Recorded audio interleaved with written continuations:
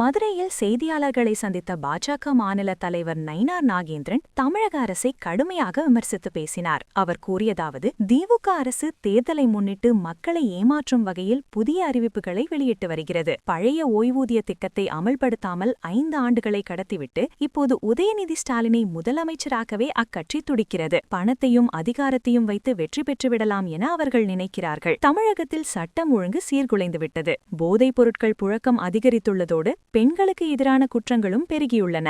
மேலும் நடிகர் ரஜினிகாந்த் குறித்து ஆதவ் அர்ஜுன் பேசியது வருந்தத்தக்கது. இதற்கு அவர் மன்னிப்பு கேட்காதது கண்டனத்திற்குரியது. வரும் தேர்தலில் பணபலம் தோற்கும், மக்களின் மனபலமே ஜெயிக்கும் என்று குறிப்பிட்ட அவர் முன்னிலையில் மாற்றுக் கட்சியினர் பலர் பாஜகவில் இணைந்தனர். தேசிய ஜனநாயக கூட்டணியுடைய சார்பாக அண்ணன் இபிஎஸ் அவருடைய தலைமையில் தமிழ்நாட்டில் தேர்தலை சந்திக்க இருக்கிறோம். நடைபெற்றிருக்கக்கூடிய திராவிட முன்னேற்ற கழக அரசு இந்த 5 ஆண்டுகளில் மட்டும்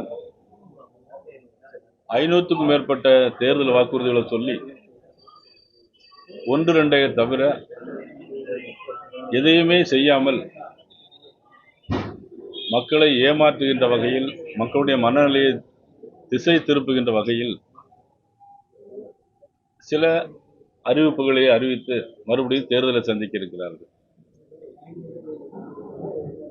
முன்னாள் முதலமைச்சர் மதிப்புக்குரிய கலைஞர் அவர்கள், அதன் பிறகு நம்மளுடைய இப்பொழுது முதலமைச்சர்களுடைய மதிப்புக்குரிய மாண்புமிகு ஸ்டாலின் அவர்கள், இவருடைய குடும்பம் ஆள வேண்டும் என்பதற்காக பல்வேறு திட்டங்களை, தவறான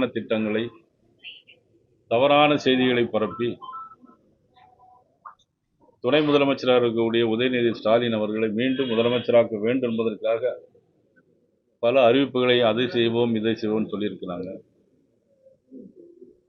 அரசு ஊழியர்களை பொறுத்த மட்டும் ஒரே ஒரு உதாரணம் சொல்றேன். அரசு ஊழியர்களை பொறுத்த மட்டும் 5 வருஷத்துக்கு முன்னால பழைய ஓய்வூதிய திட்டத்தை கொண்டு வருவோம் அப்படின்னு சொன்னாங்க. ஆனா 5 வருஷம் முடிஞ்ச பிறகும் இப்ப என்ன சொன்னா, அடுத்த ஜூன் மாசம் கொண்டு வருவோம் அப்படிங்கிறாங்க. அடுத்த ஜூன் மாசம் கொண்டு வருவாங்க அப்படிங்கிறதுக்கு என்ன உறுதி இருக்கு? ஆட்சிக்கு வந்து 5 வருஷமா செய்யல. அதுல பழைய ஓய்வூதியத்தை பார்த்தீங்கன்னா எல்லாமே அரசாங்கம் சைடு தான் இருக்கும். ஆனா இப்போ அரசு ஊழியர்கள் 10% அதுல பணம் போட வேண்டியிருக்கு. ஆனா இன்னைக்கு மக்களுக்காக கோடைகால விடுமுறை, அதற்காக பணம், பொங்கலுக்கு போன வருஷம் கொடுக்கல, அதுக்காக இப்பொழுது பணம், இந்த 3 மாசம் சேர்த்து, ஏன்னா எலெக்ஷன்